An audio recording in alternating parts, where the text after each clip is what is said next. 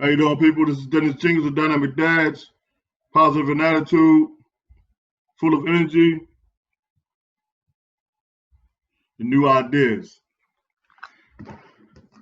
I got my guests on today. Want to give you a little music there, get you encouraged, get you empowered with most depth, my people. So we got the Super Dad on today. Super Dad from Tampa Bay, Florida. How's it doing, brother? Oh man, it's awesome, awesome.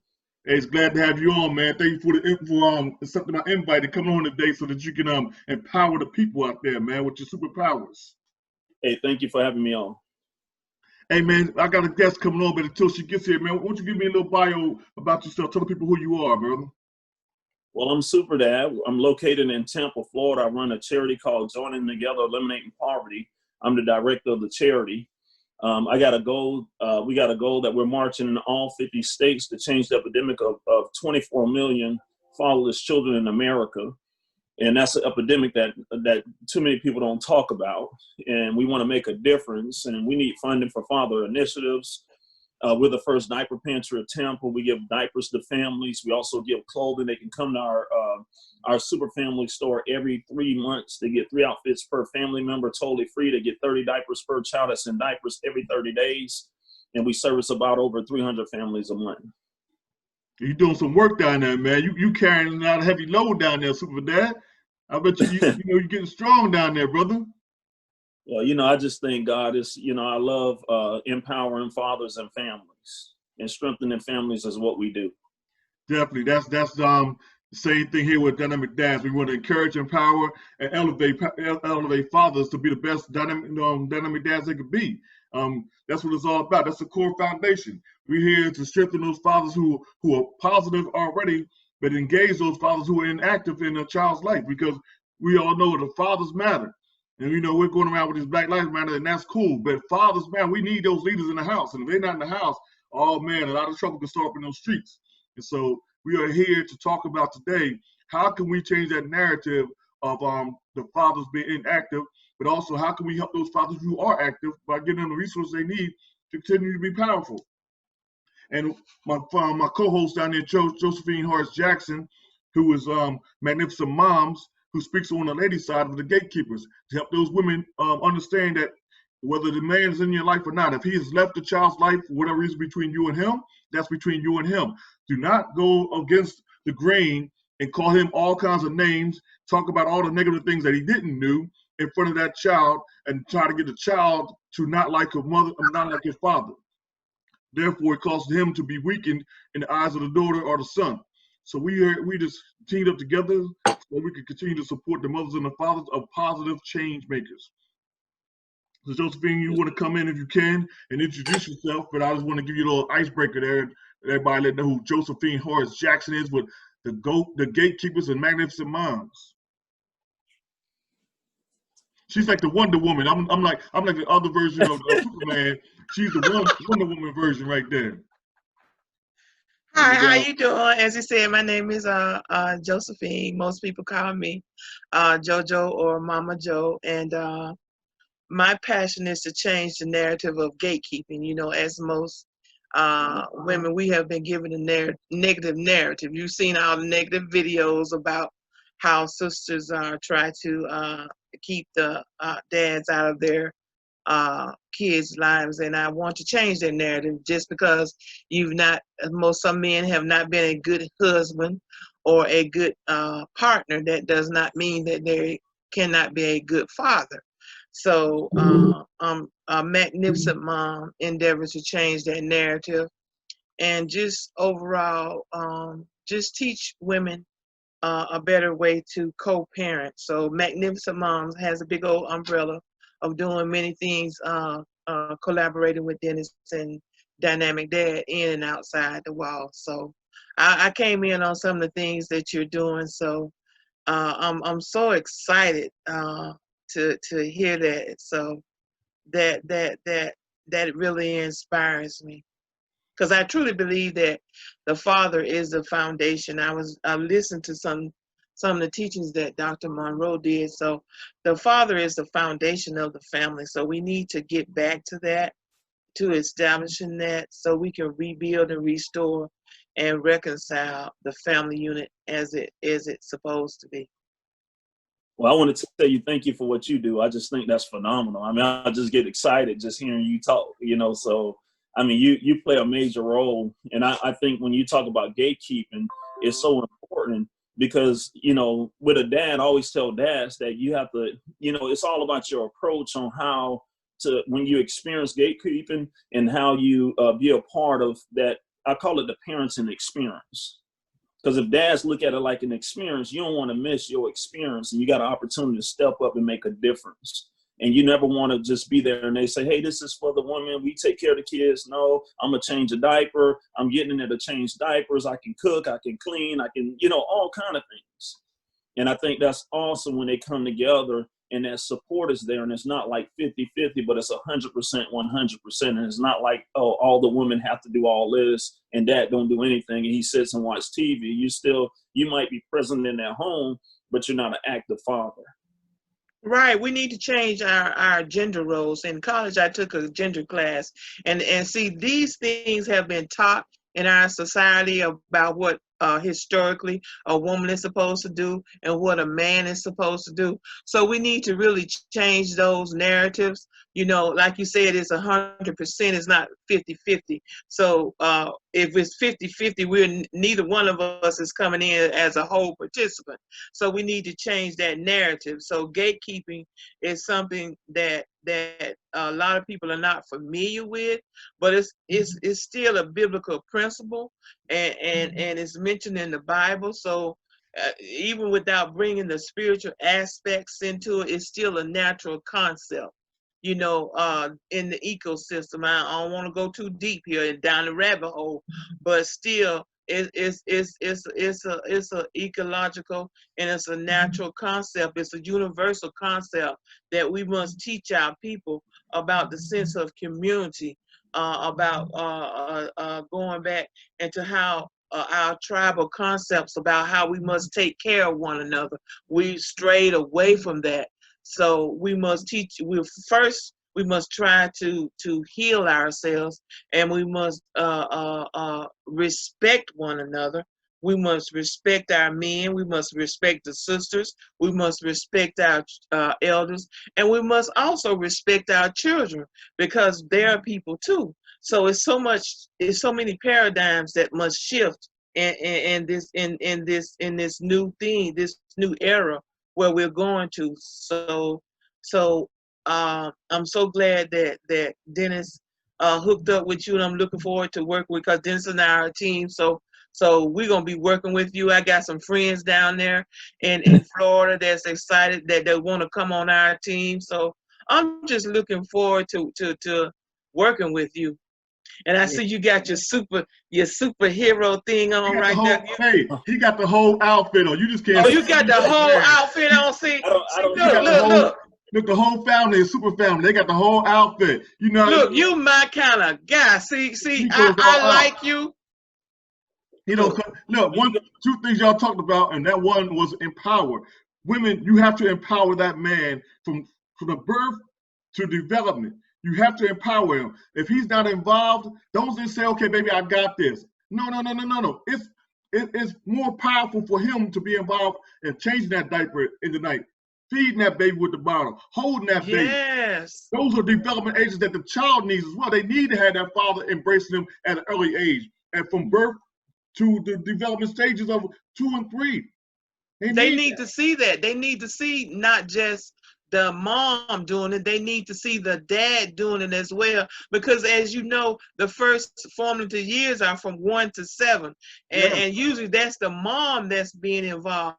But we need to flip that script and see that the dad is involved too. Because listen, like you'll see, like all of us have seen, like if somebody say something about our mama, we ready to fight. But why not? It can't be the same. You say something about our dad, don't say nothing about our dad either. So that same feeling, that same strong emotion should be felt about our fathers too. Because think about this, out of 250 million sperms, that one sperm fought to impregnate that one egg. So just think about our dad put in a process for us to get here. Does that make sense? That sounds like a dynamic plan right there. That was a dynamic. See, that was you. See, nobody is a mistake. See, not one of us on this earth was a mistake. Our dad played a part in us getting here by one of his sperm fought. One of them out of 250 million of his spermatozoa fought for you to get here. So all of us are ordained. And one thing that I want to bring up that I want my sisters to hear, like, they don't realize that by them being petty, I know a lot of y'all gonna get mad at me, but y'all gonna be all right. By y'all being petty and trifling and trying to keep them dads out of your kids' life, because you see, this is where gatekeeping comes in at. Because he's not as good of a parent as you might think he is, or he don't pay enough child support, or he don't do this, that, and the third. See, kids don't even be worrying about that. All they want to do is spend time with their dads. You understand what I'm saying? So keeping him out of their dad's life, out of their kids' life, and being nagging. Some men get tired of that, and especially brothers that's on paper. That's why a lot of men walk away. They don't walk away because they don't want to be bothered with their kids. They walk away for their mental health, for their freedom. See, a lot of people need to understand that, and we need to also change this about deadbeat dads. See, there's a lot of levels to that, to dad walking away and just not being bothered. They say, oh, when they get 13 or when they get 18, they gonna find them. But see, the kids don't understand that.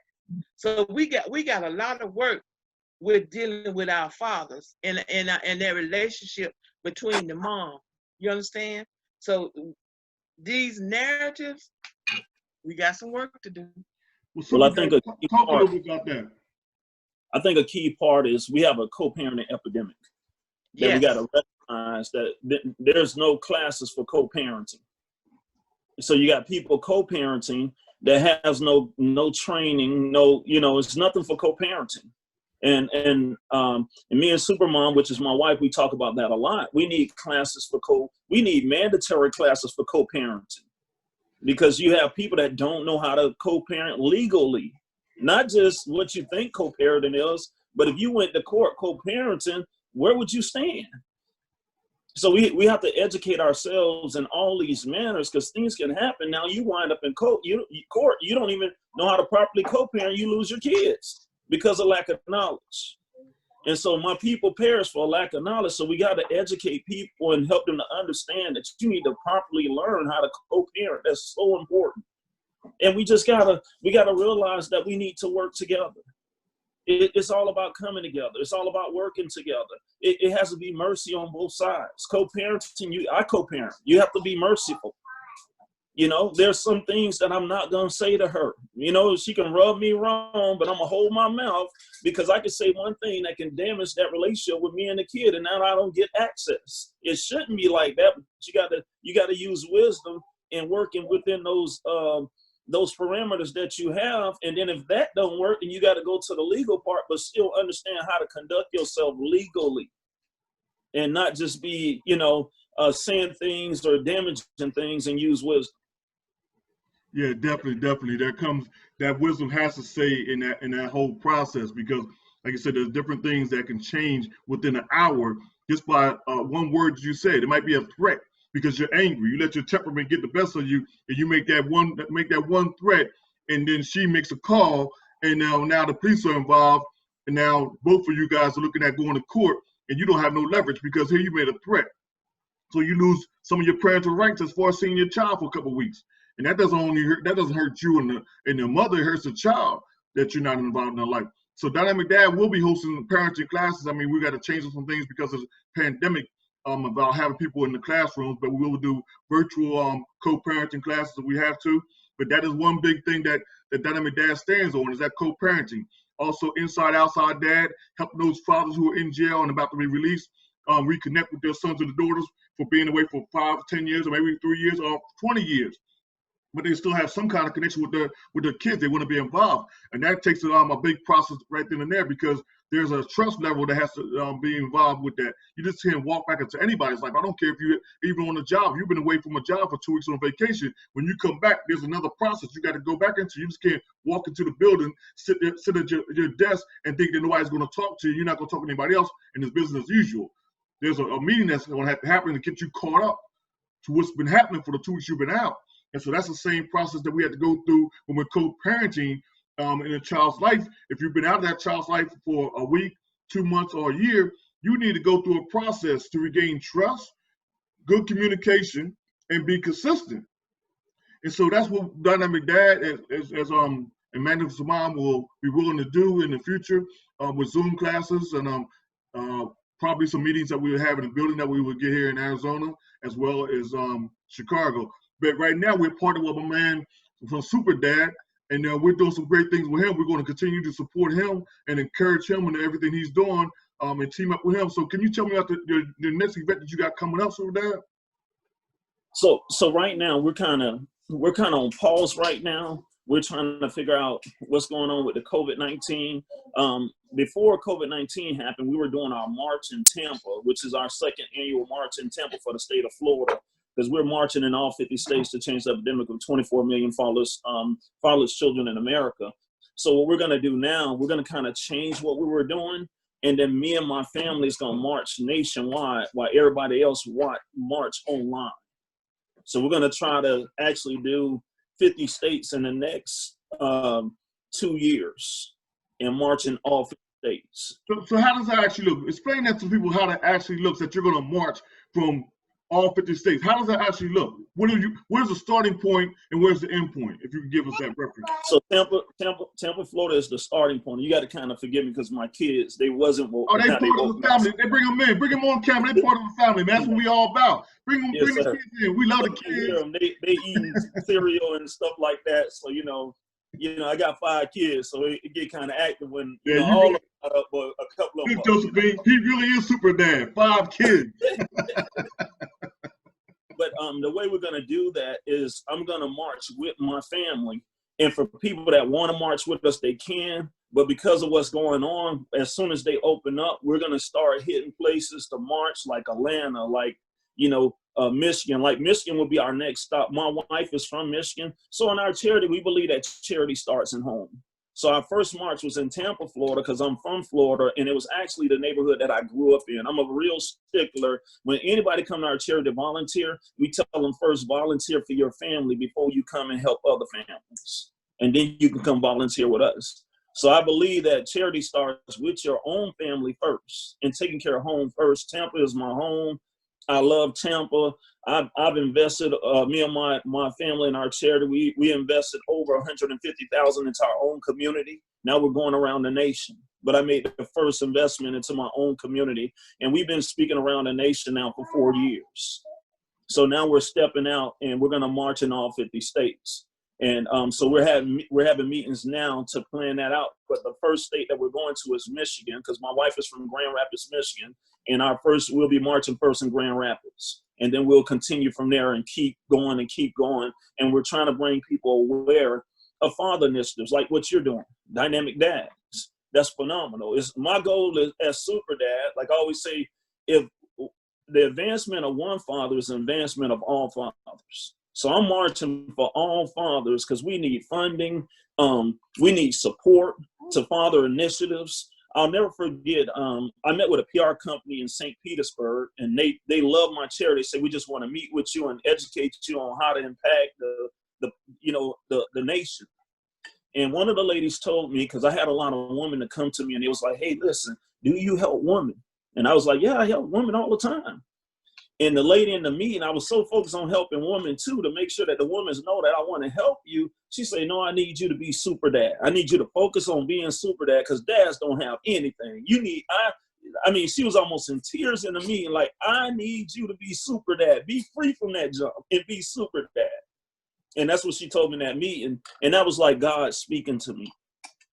And I know we're in a time that it's a movement going on of nurturing fathers stepping up for their family, making a difference. Not fathers raising their kids out of fear, like I'm a beat the fear of God. And it's fathers operating in love and really loving their kids and loving their family and really being active and being there and being not just present, but active. And I believe we're in the middle of that movement. You was talking about Black Lives Matter. Well, you think about it. Every time, a lot of times it's our Black men that's getting gunned down by the police. So that's our families. So what we're doing for fatherhood, this is the army, man. We on front lines. We out there battling, and we're helping these families, strengthening these fathers, and and the fathers have families. A lot of moms, I don't think they really think about, like if a mother died of cancer, if that dad didn't pay attention, he don't know what to do. I get those calls at SuperDad. SuperDad, can you give me the ABCs of being a father? So I got to sit down with this dad, and I have to take him through these steps of becoming a father because he didn't pay attention. And you don't think about a mom dying of cancer and she did everything because that father, he was present, but he wasn't active. Right. And now he's responsible for raising that family. He don't know what to do. He don't know the doctor's appointments. He don't know this. She handled all that. What I tell fathers, man, be a part of the whole experience, not some of the experience.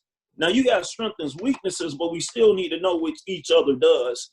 God forbid if you disappear tomorrow, like what do we do? Is the family just lost? We need to think about that. Right, and that's why my tagline is empower, to encourage, and to engage fathers to be active in the child's life. Because just like you said, if that woman has taken the lead, which she shouldn't be taking the lead, because as a father, you should be involved that you're leading and that you set the vision for that family. But if that's the case that she's taking the lead and you're sitting back, on cruise control and just watching, when that moment calls that you got to step up, are you ready for that moment? But if you've been involved from the beginning to the end, you ain't care about stepping up, and you're just stepping in your role and you're doing what you got to do. So that's what we're here to encourage fathers. If you already being dynamic, more power to you, my brother. But if you, for some reason, something's gotten you distorted, and that's why we get back to the trauma in the house. That's why we got to go back to the trauma in the house, because something may have mentally happened to that man. It may be economically, where he's been trying to get a job to support his family, but because of some other reason, he can't get that proper job. So now he feels inadequate as a man to take care of his family. So he might go to drugs to numb that pain. Now that's only going to cause other problems in the house, because now he's coming home drunk. He's not able to be there, for his wife, for his kids. Now they got a dysfunctional household because he's drunk at the time. We had one lady come in and say that she was asked a question by her father. She asked the mother, "Can we do something?" And the mom's question was, "We got to see how your father's going to be today, because we don't know how he's going to react when he comes home. And if he doesn't react in a way that's going to help us as a family, as a group, positive, we can't do nothing, because he's going to set it off up in here. So we got to wait and see what your father's going to be like when he gets home." And so we continue to talk about those issues of the negative part, but we also want to continue about the positive part that the fathers are doing throughout the country. So you told me about some different events that you had over the years. Can you elaborate on that a little bit and tell the people about what you've done? So I do a character basketball tournament, which is called Character Ball. It's no cussing, no fussing, no fighting. You get points deducted for unsportsmanlike conduct.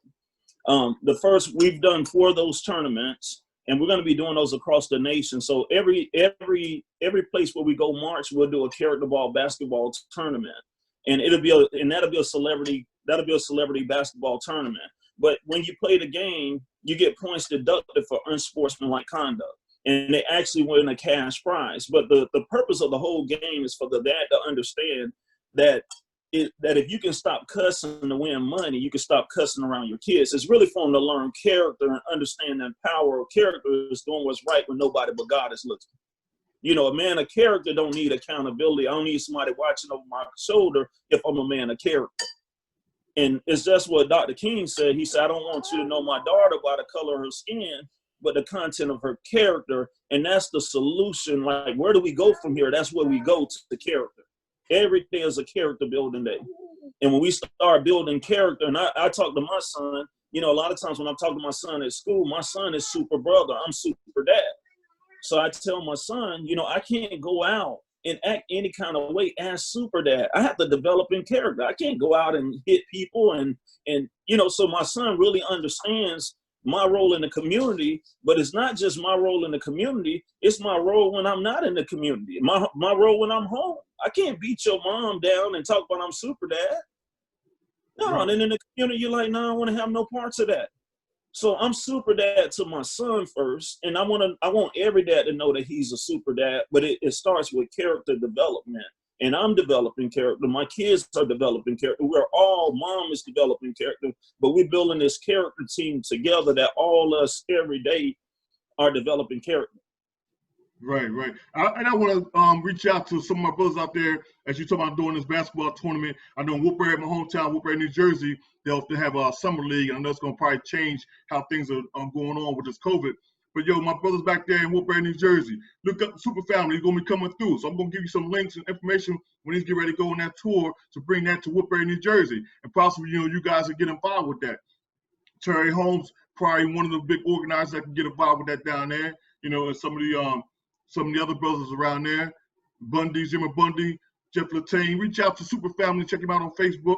And also, my man Mo Hunter in Detroit, Michigan. He's going to be coming your way soon. So look up Super Family, get involved with him.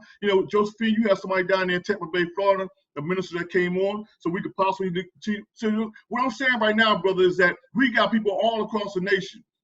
And so we got to connect those super families together, those superheroes together, and make this happen. We can't do it alone. And so as we got teams all over ready for you to get there, meet you when you get there, we will continue to reach out to them and let them know who you are. Right there in Tampa Bay, Florida, Josephine will hook you up with a young man that's down there, a minister down there, who I know will probably be glad to continue to connect with you in your cause. And so we'll make sure you get that information. Josephine probably can tell you his name, and you might have even heard about him in his church, or if you haven't heard about him, I'm sure after today, you reach out to him and he'll be glad to support you. But that's what we want to try to do, man. I made a call on IG to all the dads out there, and I said, this is a call for the Justice League, for us to join forces. And so that's what we continue to do right now. We are joining forces with the Super Family, the Super Dad, to go across this nation and spread the word that fathers, we know that you need us, and we want you to band with us.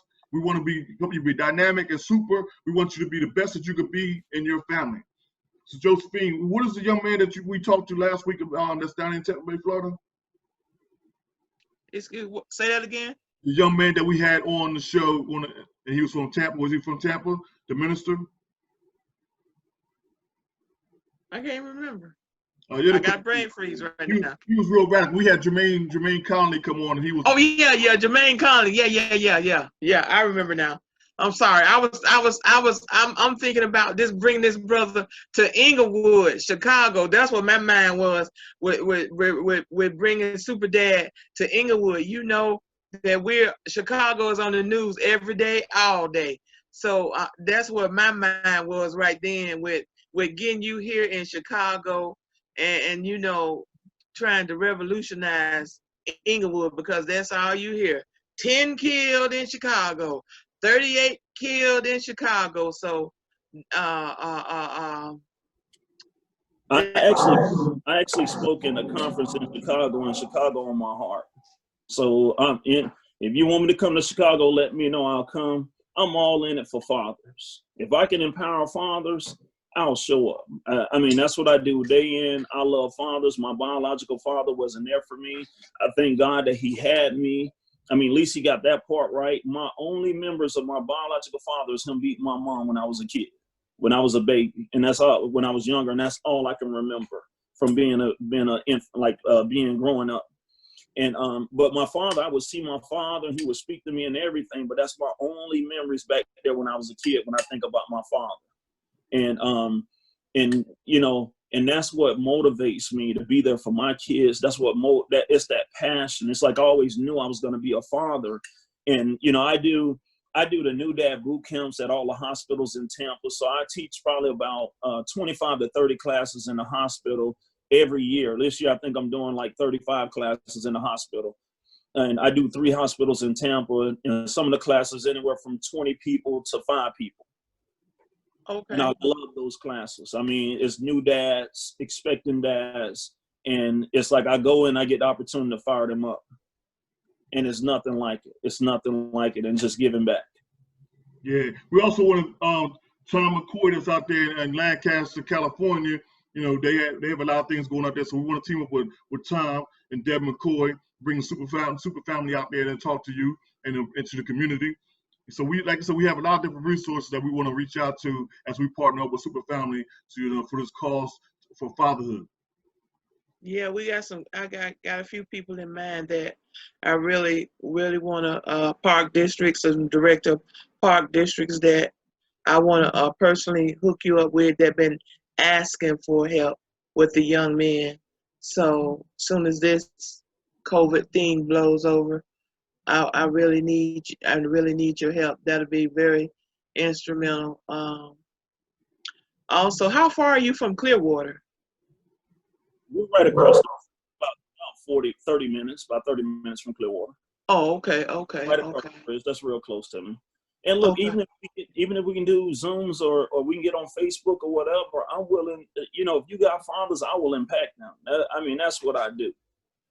I love fathers. I love seeing active fathers. I mean, that's my passion, and that's why I suit up every day as super dad, because I know these dads, they need help. I know sometimes they need encouragement. I even want to let that dad know that's not there for his family, that God can change anything in your life. You just got to trust them and take baby steps. You show up. Don't think you know it all. Be adjustable and adaptable. Be teachable and listen. Patiently listen. If you ain't been there, show up listening, and God gonna show you what to do. I guarantee you, if you trust God and you show up listening, and you listen to your kids, you'll learn how to be a part of their life just from your listening skills. It'll tell you how to help them and how to get in there, and God will lead you through that.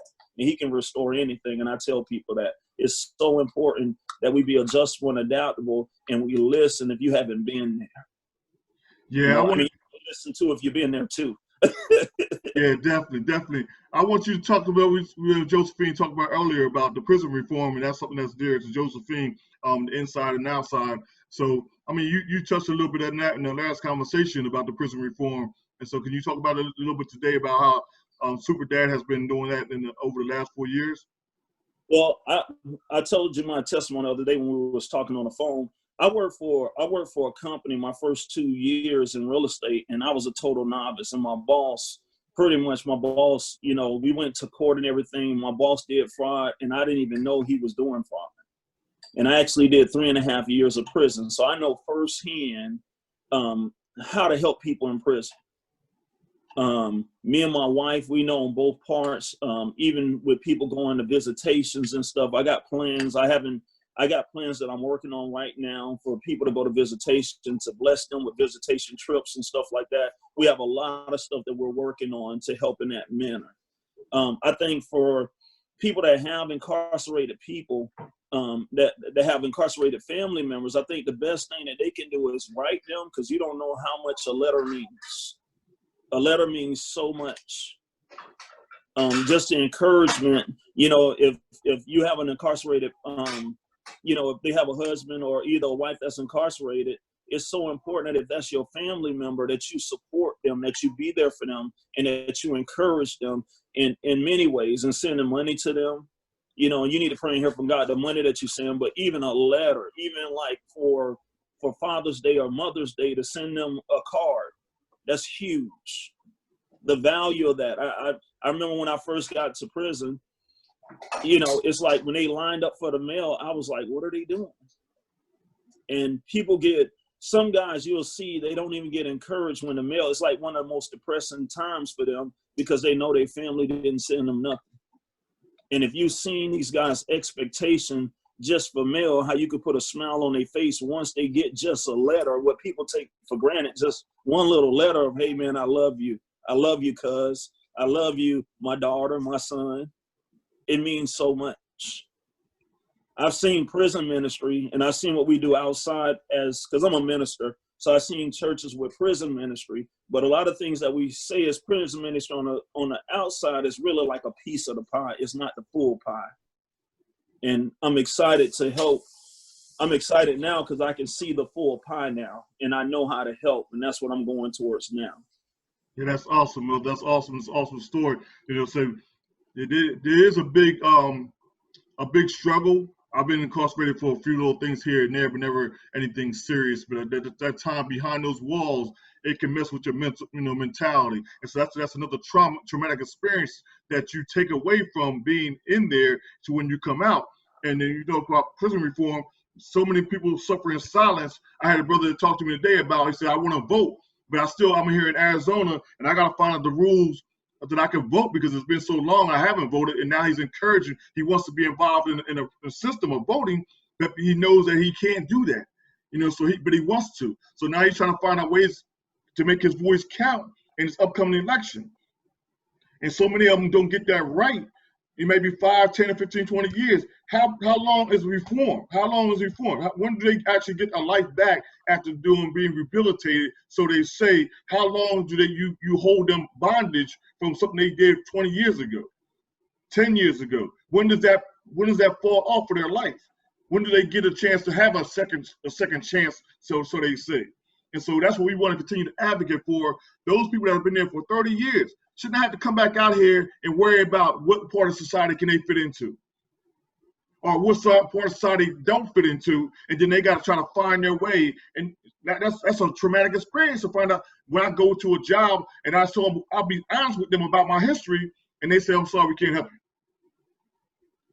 Well, it's, what we did, that's why when I came home, like, cause I'm only like, 6 years or 5 years from being home, me and my wife started the charity to give back. That's one of the reasons we started the charity to give back.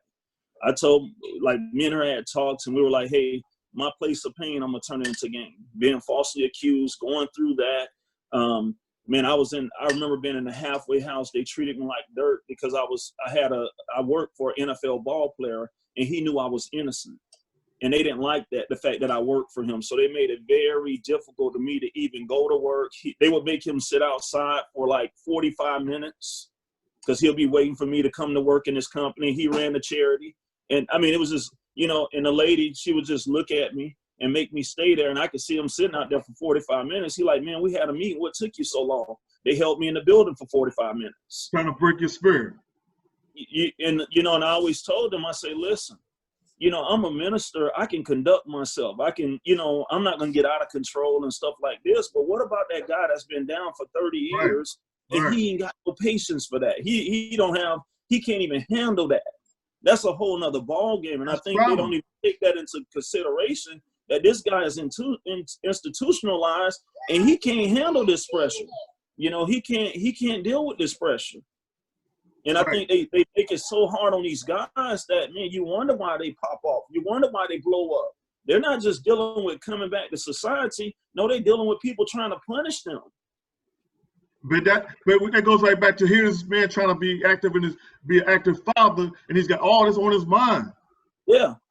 And not only that, trying to co-parent with a lady who's saying to you, I'm angry and bitter you because you left me and because you made those choices you made and went to jail. But now he's like, I'm reformed now. I'm trying to get back. But all this is on his mind, trying to get back into the life of his child and dealing with this woman, the gatekeepers who has a negative narrative, and dealing with society who's saying, I'm not really going to give you a second chance. I'm going to hold it over your head and I'm going to actually push it in your face and smudge it against you and make you, feel this pain, make you smell it all over again. That's trauma. And then think about today that people been falsely accused of stuff. I mean, could you imagine that guy coming back and you still putting that pressure on him? You get what I'm saying? It's not even, I mean, think about all these people today that we see it now, that all this stuff happened with the police officers and all that.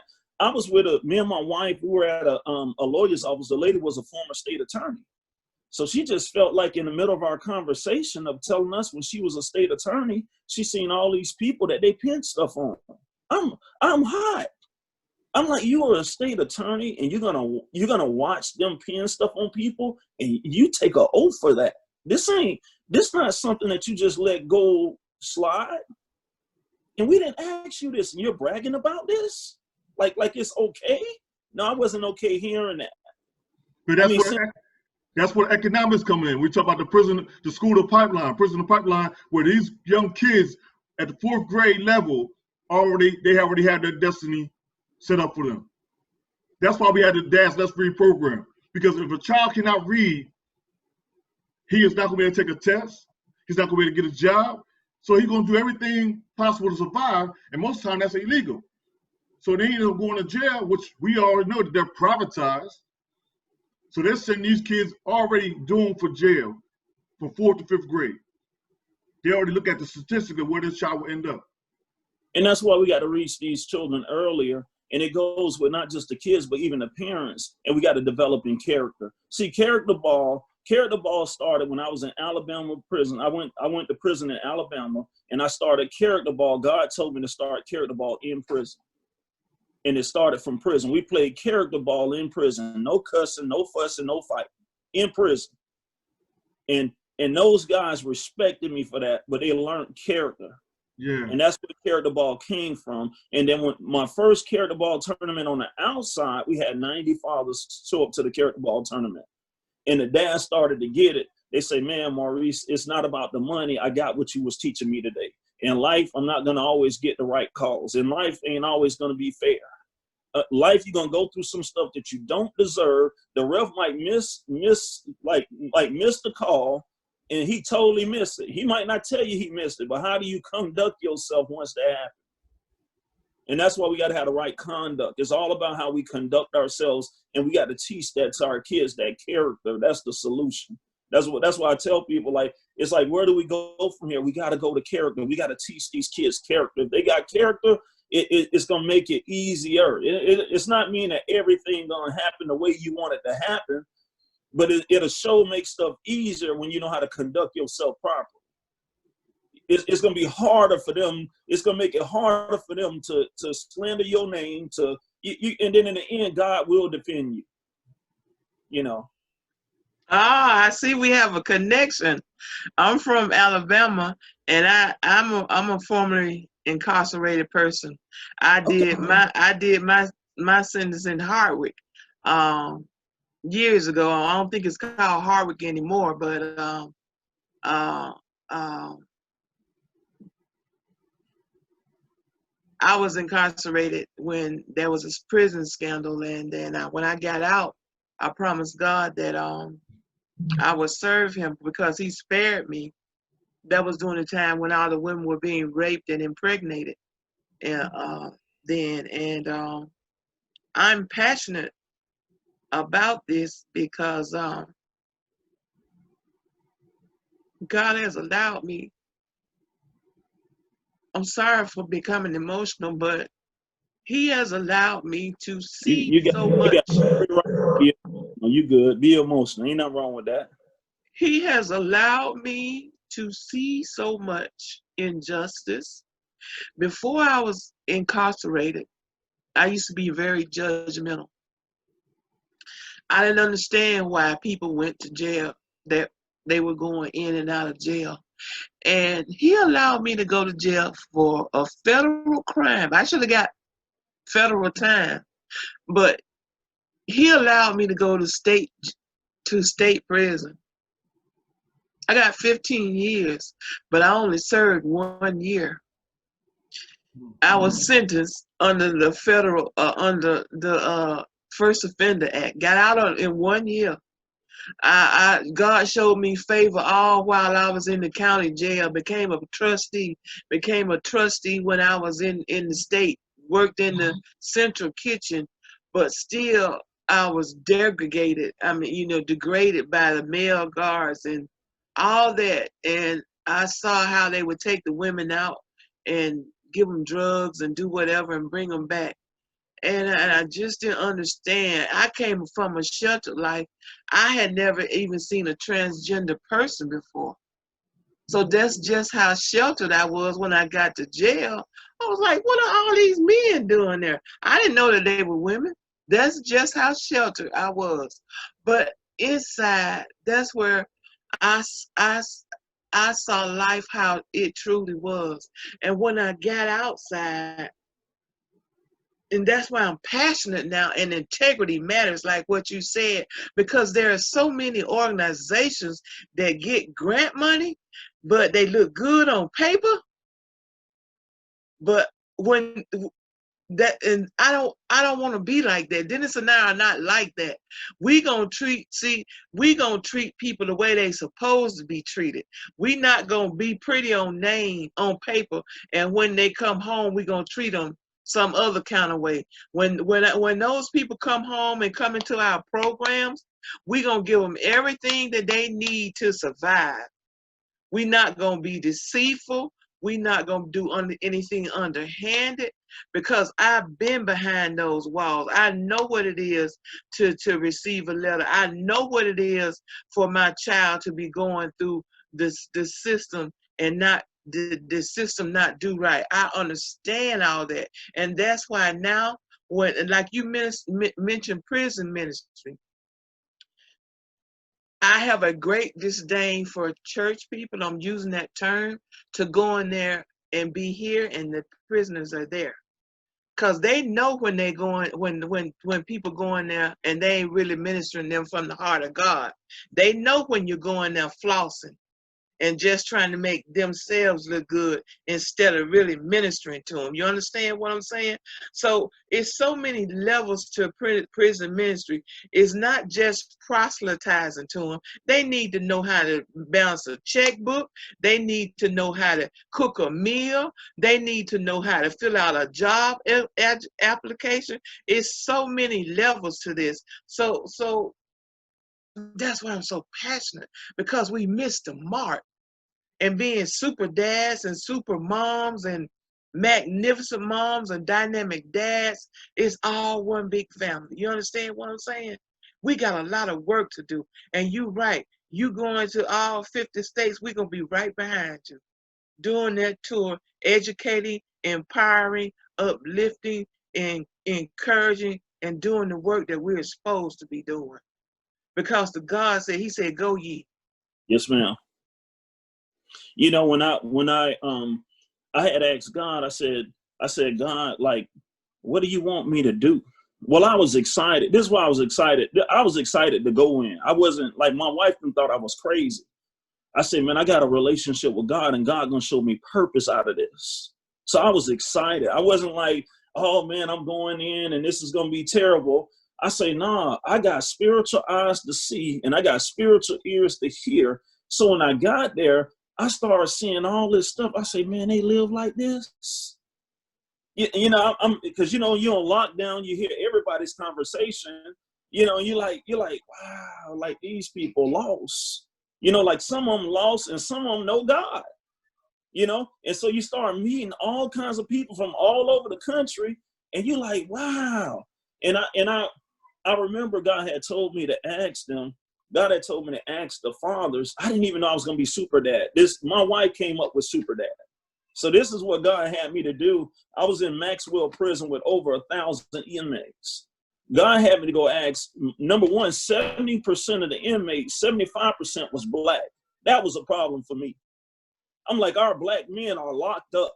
Like you don't really see it till you see it. It's like out of sight is out of mind. When you see out of 1,000 inmates, 75% there is black right along with you. And you're like, wow, this is crazy. Like this is an epidemic. And that's across the nation, you know? So I remember asking the dads, and this is what really, like God started giving me plans for going home, but I didn't know I was going to be SuperDad. God wanted me to be SuperDad. God set that up. And he told my wife that, and my wife heard from God. And I remember asking the guys like, hey, how many kids y'all got? Because a lot of them, I was in federal prison for, a lot of them had money. So they went from state to state. They sleep with all these females, they having babies. So, you know, I'm thinking that they're going to tell me like 2 kids. No, it was like 13, 15. I was like, what? Then I asked them, how many are you active with? How many do you think? About 1 or 2? That's an epidemic. And we don't think about that because we don't see that. We don't, you get what I'm saying? We're not seeing that every day. We don't see that these people got all these kids. You know, they've been sleeping with girls from city to city. They got money. They're drug dealers or whatever they're doing. And they got all this money and they're going around and they sleep with all these girls and they're getting pregnant. And you don't even hear people talk about that. So now these guys got all these kids and they only have a relationship with how many? And that's why today I do what I do. That's why it's so serious that this epidemic of 24 million fatherless children in America, we got to change that. Because I don't hear public servants talking about that. You know, I don't hear people talking about that every day. Even the church, I don't hear them talking about that epidemic. And we got to change that. So we got to step up, because this is going to change the whole culture. When the dads step up and do their part. Now, I'm not saying mom don't have a part. Mom got a major part. Mom has phenomenal influence. My mom raised me. I thank God that my mom raised me. But I had to have my grandfather, my uncle, and all of them step in. And I had 2 stepdads, which I don't even do stepdads, but they were dads to me. They didn't father me, but they was dads. So we need to step up. And when we start to step up, it's going to make a difference. That's why I take this so serious. That's why I thank God for, like, my goal when we march is not just for SuperDad. I want to empower other organizations that deals with fathers around the country, because we're one. It's only one vision, that's strengthening families. Amen. Ooh, you got me fired up, man. Look, I gotta go have me my bracelets made. Look, I already wear bracelets anyway, so I gotta get me my bracelets made, and look, my cape. Look, and give me some bling bling glasses. Look, I'm fired up now. Come on with it. You know, and I'm just excited. I'm grateful to God, and I got an opportunity to serve the community. And I teach one dad like I'm teaching a million. Like the other day, I did a new dad's boot camp for one dad. He said, "Man, why would you spend 2.5 hours with me?" I said, "Man, because you're worth it." I said, you're gonna change the world with your fatherhood. When you start rocking your fatherhood, I say everybody gonna watch, and you're gonna inspire others. I said, but it ain't even about them. It's about your kids. You super dad to your kids. I said, I need you to believe in yourself. I need you to believe that you're gonna be a great dad right now. I say, boy, I say, as a dad, you're gonna crash. Yep, you're gonna crash. But I said it's gonna come from within. And boy, when it show up, I mean, it's just like I say, when the eagles show up, the eagle dad don't show up like I don't know what to do. Nah, the eagle by instinct, he becomes the dad. The kangaroo, the father kangaroo come in and he do his thing. The mama kangaroo, she do her thing. It's just time for us to do it. It's like instinct is gonna come from within. It's built in us to be great fathers and great mothers. And every father has the potential to be a super dad. And the beginning of fatherhood is showing up. The only way you can mess this up is to not show up. Exactly. And this is why I was so excited about having this young man come on today and talk about who he is and what he's been doing in the cities and throughout the nation so far. You know, we want to partner with him and do exactly what he's doing right there beside him and give him that, that support that he needs. Dynamic Dad, Magnificent Moms, Super Family, we right there with you. We all family. So let's just get together behind this young man and push him, continue to encourage him as we go in and out, inside the walls and outside the walls, in the cities and in the streets. I mean, as you talk about that young man, I want to read his Maurice. I want to read his story for it. We had it on Facebook. We talk about a young man who's in jail and soon to be free. He asked me, I'm going to read what he said. I'm going to read exactly what he asked me to do. And I have a relationship with him now, and I got to write him today, get back. I hope the system won't be crashing on me so I can send this letter back to him. But he wrote this. So I just want to share my thoughts with the world in such a dire time of our society's history. So if you would like and find it worthy, could you share this writing of mine with social media as you see fit this year? Let me free. We Americans are descendants of a great history, a history of pain and serenity, sadness and joy, pridefulness and shame, openness and deceitfulness, deceitfulness. We Americans who are all in shades and colors, nationalities, and cultures, stand erected on the pros of the declarations of independence, that all men are created equal, that we are endowed by the Creator with certain inalienable rights, that among them are life, liberty, and pursuit of the happiness. And in these we believe. We Americans, regardless of how misplaced we may feel within this country, have always bonded together to make it better than it was. Some of us strive with our last breath to make this country as great as it is promised, even though at times some of us doubt if that promise even applies to us at all. We Americans are strong. We sit on the thrones of empires, historically conjuncted by the choice by force, forming a perfect union. We organize the ancient allies of freedom, the adage of freedom, justice, and equality, in order that we could be the shining emblem of both love and peace. Even though we struggle and we fight within the household of conjoined nations, we somehow tend to settle our differences. For the preservation of this great civilization, striving for perfection, we great Americans stand in treatment and testament and witness that since 715 years ago, anything in America is possible.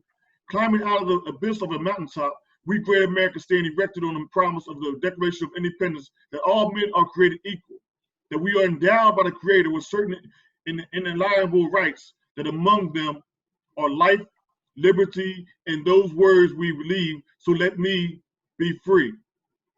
Rest in peace, George Floyd, by Maurice Hannibal. And that was something he wrote inside the walls, and he wanted me to get that out today.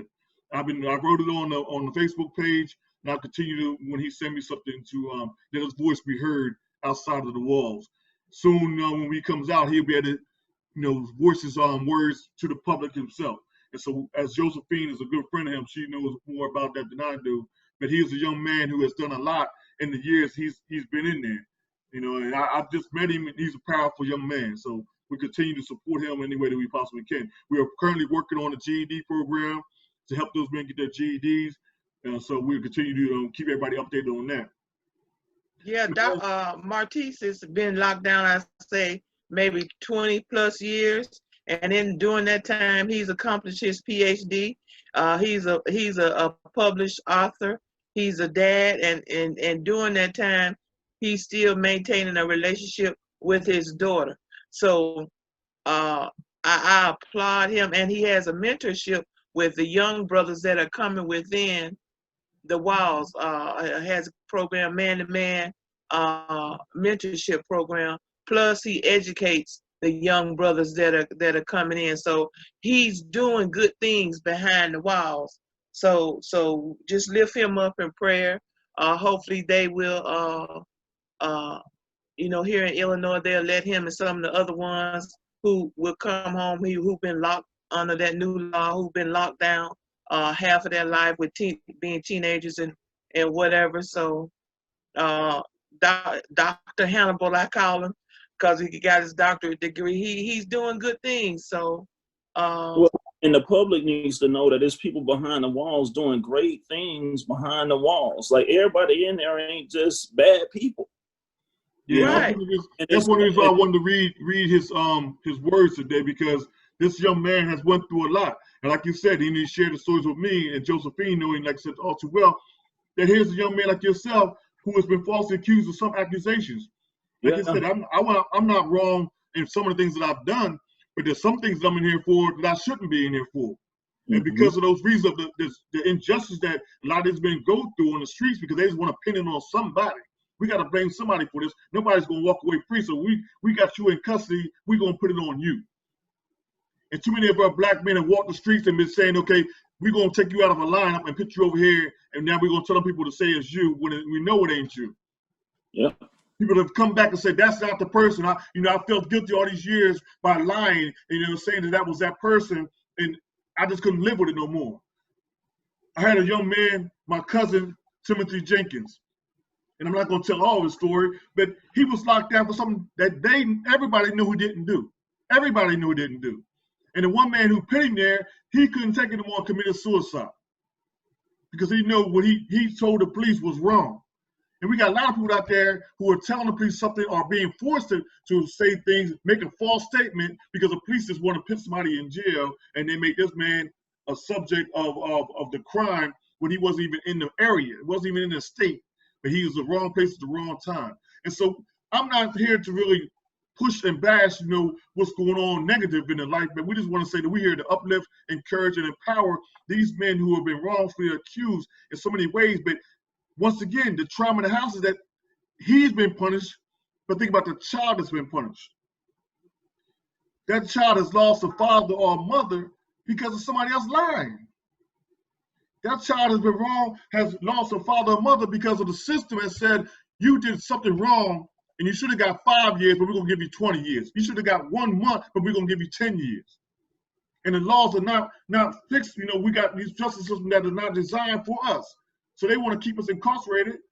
Another form of slavery. That's right in the Bible. That's right in the 13th Amendment. Well, just to add to what you're saying, it's not just the father doing time, but the kids doing time too. So if the father did 20 years, the kids did 20 years too. They just doing it in frame because they don't have access. It's just, you know, people don't realize the kids do the time too. The mama do the time too. Yeah, man, I could test. For me personally, that's my story. My father's in and out of jail all my life.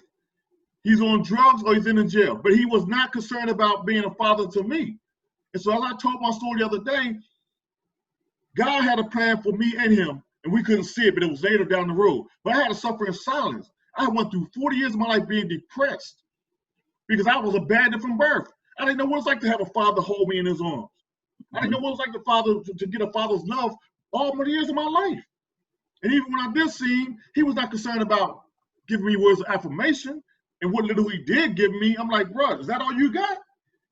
You don't buy me no clothes. You don't even put money in my pocket. You don't even come to the school events. And this is all you got? But see, this is how great God is. When that man was on his dying bed, found he had an aneurysm in his head, God said, I'm not worrying about what he had to do. Just like Nineveh, when he sent Jonah to Nineveh. I'm not worrying about concerned about what they had to do. I'm talking to you. So I had to bring this man into my house. Take care of him. You understand? Take care of him. And I just told you, he never took care of me. He never gave me cough drops. He never put two spoons of cough syrup in my mouth when I had a cold. But here I am praying for this man on his deathbed. He can't go to the bathroom. I'm in there praying with him, helping him to go to the bathroom. I'm reading him the Bible. He told James, I just can't sleep right now, so I'm reading him the Bible at night. He ain't never read me no bedtime stories. Now I'm reading the Bible to me and him. That's the only way we could communicate because we got so far apart, we couldn't even talk about. They used to call us the triple OG. My brother, who is locked down right now, wanted to be just like my father. So now he's locked down because he got hooked on drugs. Mm-hmm. Trying to be like triple OG. And so I know firsthand, I was robbed of a childhood from having a father because he was hooked on drugs and in jail. But God I had to take care of him. His last 5 years of life, he moved into my house and I had to take care of him until he passed away in the convalescent home. You know, I got to 30, 30 in my middle 30s where I having no record. Then they gave me one. You know, so when I always tell people, like, as a kid, we're told you're not going to make it to 18, you know? So I took pleasure, even with my mom. I told my mom, I'm going to make it to 18 without a record. I'm going to make it to 21 without a record. I'm going to make it, because my dad been incarcerated all his life. Yeah. So for me not to have a record and do different than what my dad was, that's what I desired. Not to get up into age and then, man, you're going to send me to prison for something I didn't do? I'm not taking a plea. They called me for a plea. I'm like, I'm not taking no plea for something. I'm not going to forsake my integrity. I don't care how many years you give me. Then I remember when I went for the appeal, they tried to press you. You know, you can get years for the appeal. Like, if you lose, they can give you more. I'm not afraid of that. I'm not accepting anything that you try to give to me. If I got integrity and I know I didn't do it, I'm not accepting that. I'm going to fight to the end.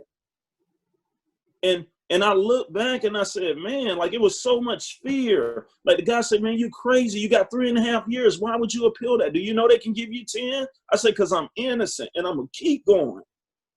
I'm never gonna accept that. I'm never gonna, you know. Then I had guys, I remember, because I would preach in the prisons, and it were guys that come to me, and I would tell them, when I minister, I would tell them, if you're falsely accused, I don't care, because you did wrong before. If you're falsely accused, you're falsely accused. It don't make it right because you sold drugs in the past and you never got caught, and today they falsely accuse you and put you in prison. That's not right. Well, that's God teaching me a lesson. God ain't got nothing to do with that. That's the devil. They ain't got nothing to do with it. If you're innocent, you're innocent. And we just gotta help our people. But it's like what the Bible say, money is a defense. and we have to defend each other. Like we have to get funds for us to have lawyers. I mean, helping people. Yeah. We got to help people, you know, Definitely. and we gotta prosper. It's gonna take us prospering to help people. We got to teach people how to prosper, teach people how to get a better job. You know, it's life skills, it's character development. We got to teach them that. We can't give up. We got to stay on the battlefield and keep helping them and helping them and helping them, and don't give up. You can't help everybody, but you can help somebody.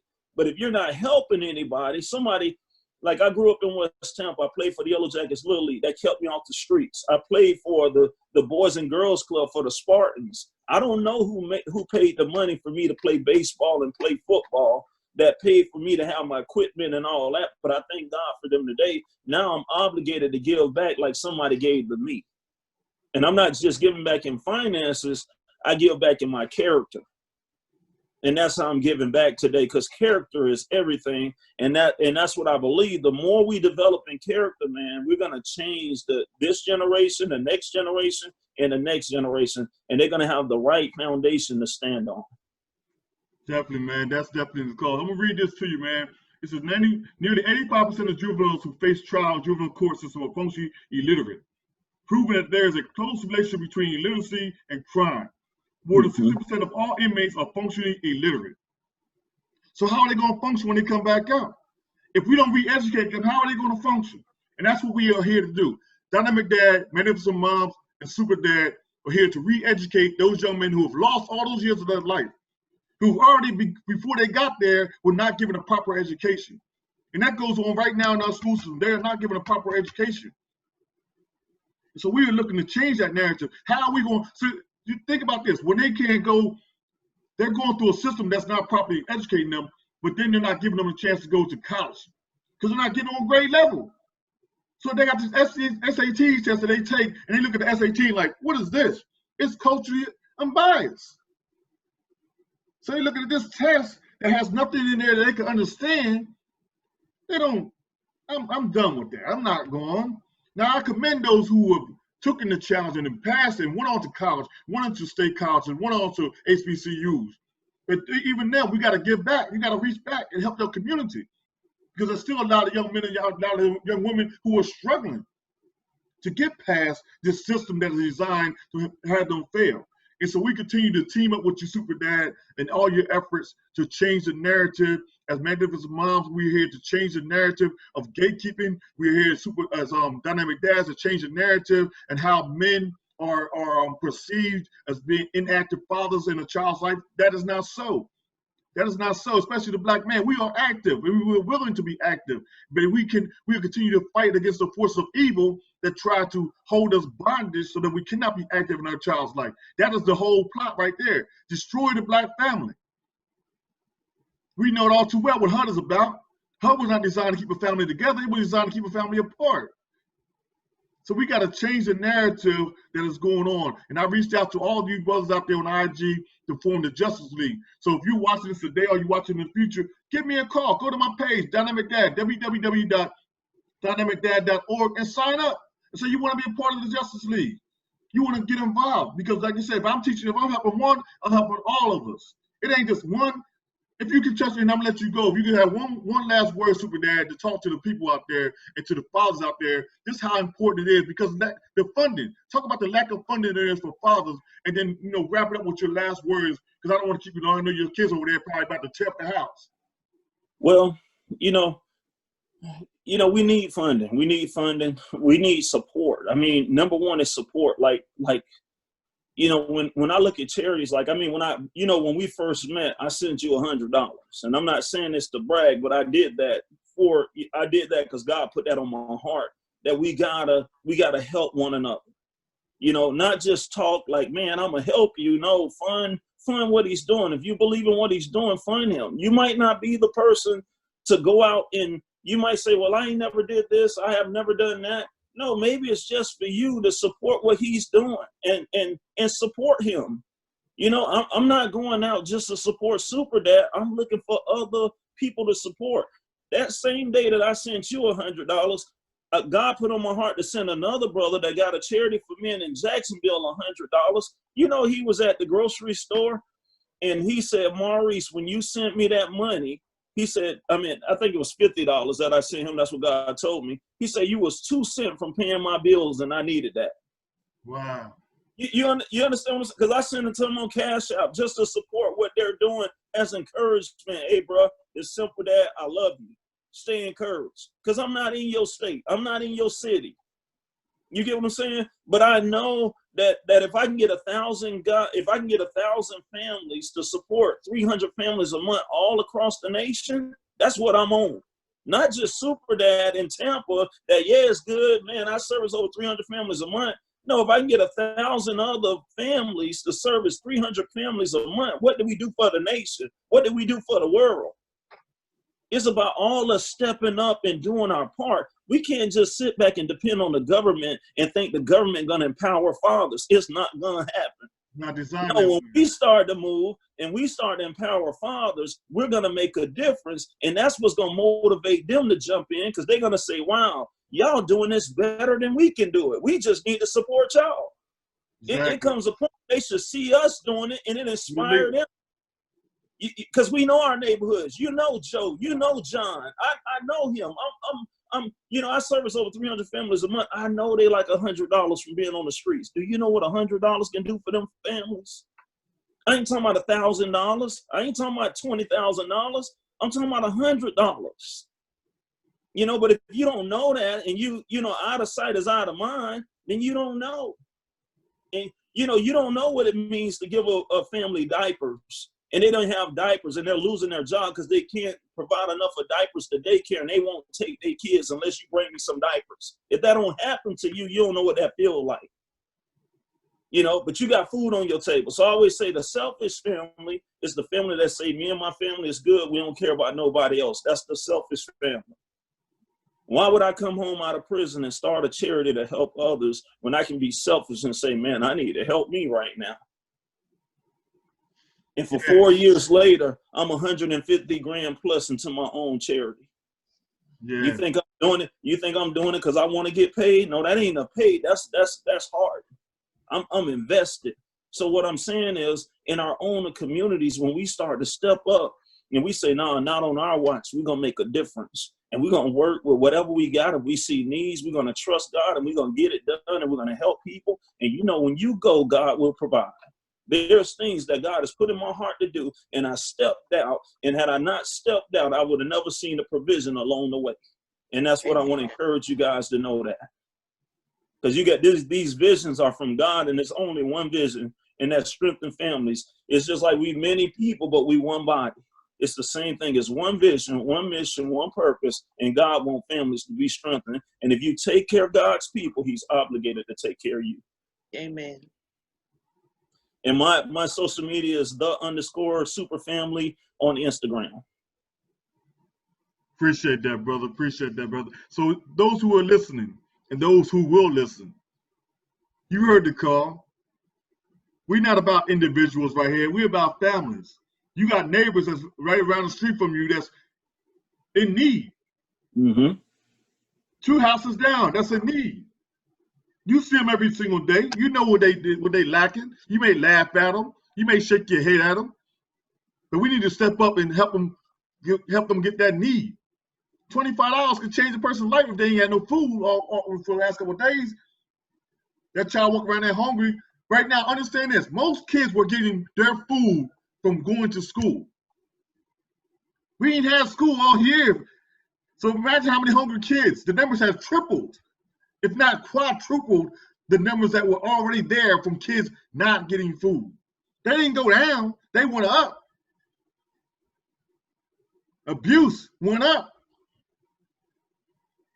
So we just saying to you, everybody that's watching, that's listening, please help support us as we support you and we support the families that we come in contact with across the nation. Dynamic Dad is right there beside supporting Super Family and everything they do from here on out. We have partnered up with them, and everywhere they go, we want to be a part of that. Magnificent Moms, we were right there beside them. Wonder Woman, and Super Dynamic Dad, right there beside Super Family. And if we had to, we might suit up with them. I ain't promising y'all now. I'm gonna tell y'all right now. I'll be on. You said you got to do it now. Dynamic Dad, no, we're gonna get you a suit. You got to do it now. You shouldn't have said it. Look, I'm with you. I'm finna get me some bling bling goggles. I got my cape. I'm ready. I'll get my goggles on and everything like that. I might suit up though. Dynamic Dad, don't look out. Don't be put me on the back burner. Dynamic Dad will suit up. I got my outfit ready. We ready to rock and roll. Yes, sir. We will come in there because like I said, we want to partner up with you in everything you do, brother. You're doing a great cause across the nation, and I do thank you for coming on today, man. I want to hold you up too much more, and I do appreciate your time that you gave us. So anything, man, that we can do, reach out to me, reach out to Josephine. Let's team up and let's do this thing, man. Let's form this league. Let's make it happen. I want to tell you, like, I love what you're doing. I love your heart. You know, man, don't ever stop. Don't ever quit. It's my purpose, brother. It's my purpose. Like you, man. Like I said, I come from the cradle, didn't have a father, and that was my mission right then and there. I said, hold up, man. Why me? So if it's why me, ain't gonna be nothing better saying that. I'm gonna do what I gotta do to help that young man. I've been mentoring most of my life, brother. My grandfather, who came out as a sharecropper, taught me the integrity. He taught me how to be self-sufficient. If that man can't feed you, so what? You got 2 hands, you got a brain, go out there and feed yourself and your family. And that's what I've been doing since day one, bro. Since day one. I can go to a market right now and spend $100 and feed a whole community with $100. Buy it wholesale and bring it back to the community, feed everybody in the community. So we gonna continue to work together, brother, in any way, shape, or form. I'm there with you, man. Man, if it's a miles, we there with you. We are partnering up right now, and we form the Justice League. And I'm making a call to all those who are out there. Give me a call. Hit me up with dynamicdad.org, and let's talk about what we can do as a group. So, brother, thanks once again, man. Josephine, I'm gonna get that minister's name from you that's in Tampa, so he can link up with this young man right here and do some powerful things down there. Oh, Don. Yeah, now you remember. Now it's yeah, Don. Yeah. I see. I've got him already in Chicago doing some work. So yeah. Okay, yeah. So all right, my brother. Thank you again, man. Have a great day.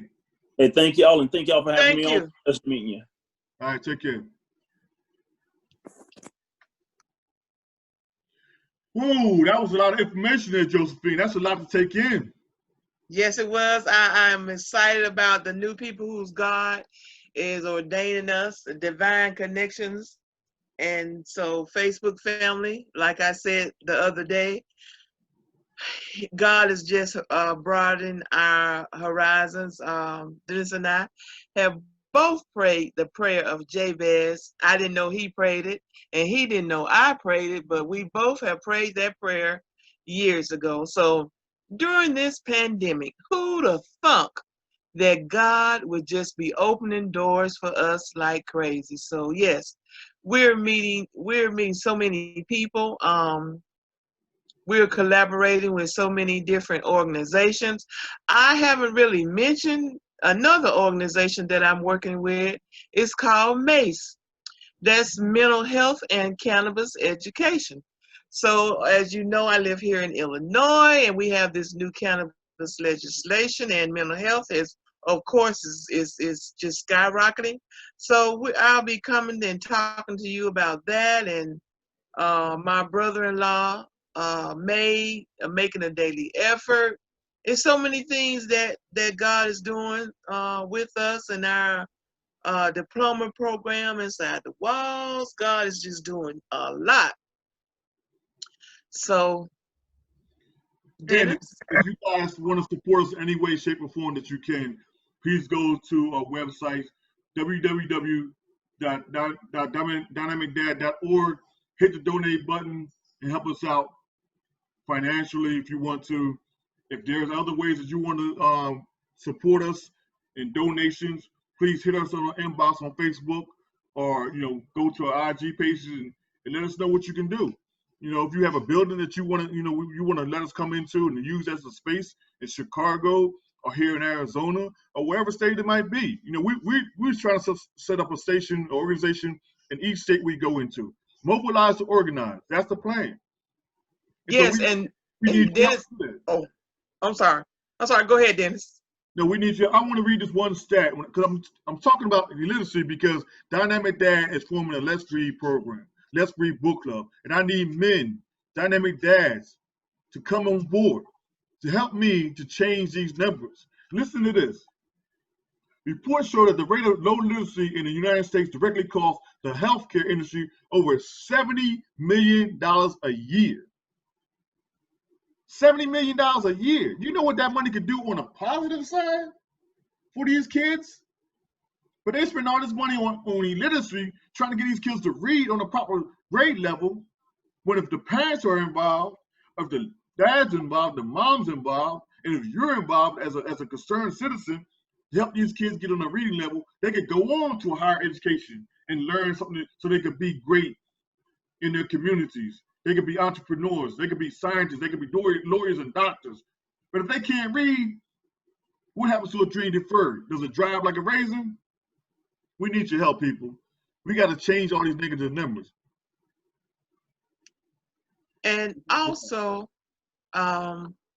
we'd like to inform everyone that both Dennis and I are official 501c3, so your donations are tax deductible. And my website is almost complete, so I will be able to give you my information soon. And it is beautiful and bling blingy, like I like it. So I will be able to give you that information soon, and we're just excited. But Josephine, listen to this though. I'm gonna give you right now. I'm gonna say to people, you're gonna get a double dose a day.